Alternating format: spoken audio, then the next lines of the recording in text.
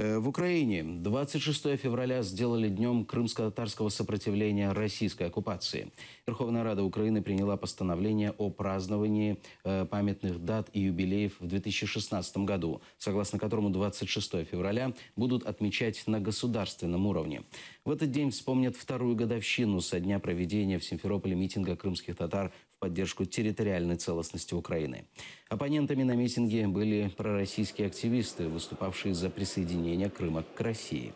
После аннексии российские правоохранители начали судить тех, кто принимал участие в митинге крымских татар.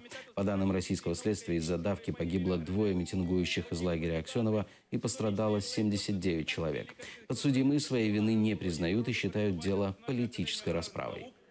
Просив би як виключення додати відзначення 2-річчя мітингу кримських татар у Сімферополі на відзначення територіальної цілісності України з голосу, а потім буде підготовлено постанову про відповідне встановлення спеціального дня для того, щоб ми зараз дали змогу кримським татарам провести в Києві відповідні заходи. Ті, хто не пам'ятає своє коріння, тоді не проростуть у своє майбутнє.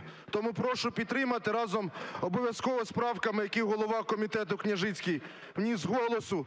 Перш за все, щодо відзначення мітингу кримських татар, який назавжди війде в новітню українську історію, як символ того, що кримські татари – це частина великої української нації і що це патріоти єдиної соборної України, на відміну від проросійського населення Криму, яке зрадило державу, в якій і пенсію отримувало, і жило, і продалося окупантам.